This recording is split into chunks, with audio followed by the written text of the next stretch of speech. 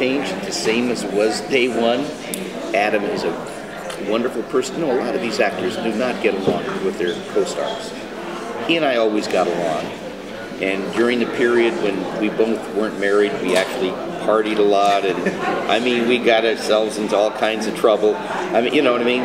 But we were always good friends, and we you know, it's an unspoken thing. You put the two of us together, and actually, we're sitting next to each other, and people start laughing. I start looking like, oh my gosh, is my zipper open? I mean, why are the people laughing? But they laugh when they see the two of us together. There is a chemistry that we have, and they saw that chemistry from the day we did that screen test together. They saw that chemistry, and that's when the producer said, it just comes alive.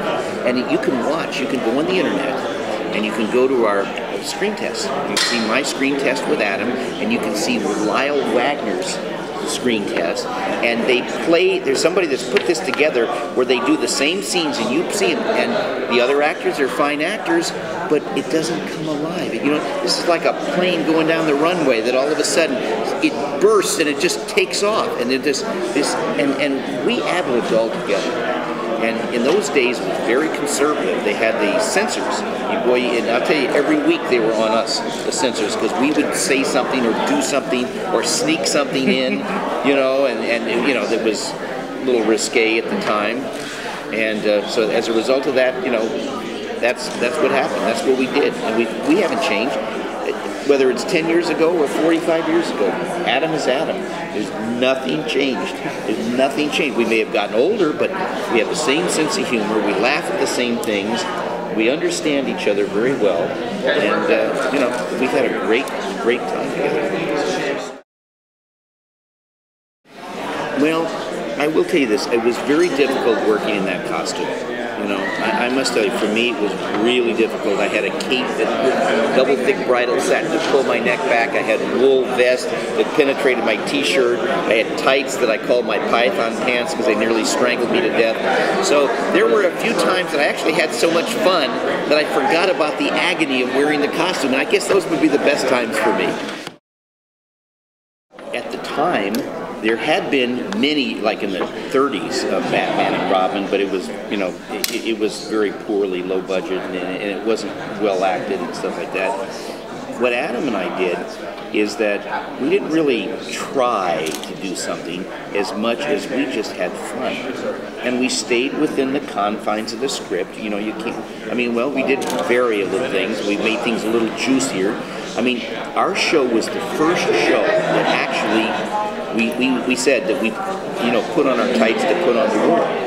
All up until then, all these television shows were like, hey, you know, if it's a police show, then it's serious. If it's a cop, a medical show, then it's serious. But us, it's like we were serious for kids. I mean, the hero worship. But for the adults, it was the nostalgia of the comic book, you know, and for the teenagers and college kids that they couldn't get to watch television. We were the double meanings and the sly little things and the little innuendos and stuff like that. And we played that up. You know, I was thrilled just to have the opportunity to do it. I mean, I looked at this as an opportunity for me. I didn't think of the stardom, because when we made the show, no one had any idea if it was going to be successful or not. People just thought, like, you know, hey, you know, this is a mid-season replacement for ABC. They didn't have any idea if it was going to be successful. I've just recently signed to star in a reality series based upon what I do. My wife and I operate the largest giant breed dog rescue in the world. It's called Gentle Giants. And in the last 17 years, this is all charity, we make nothing from it, rescued more than 14,000 dogs. And we've actually developed a technology to double the lifespan of dogs.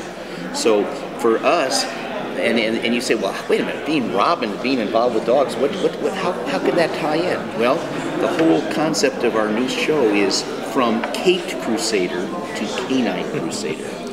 And I'm going to pass around my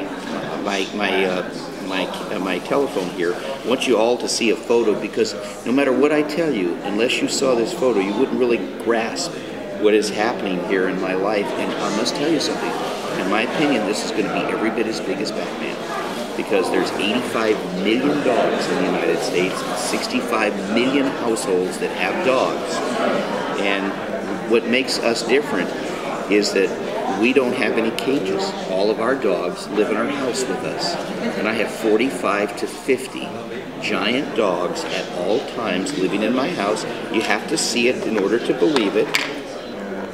And so what I'm going to do is I'm going to pass this around and let you take a look. Now, you saw this picture. I'm going to show you something that you haven't seen before. I want to show you a giant puppy that stands 7 foot 3.5 tall. So from Cape Crusader to Canine Crusader, that's the still fighting heinous villains.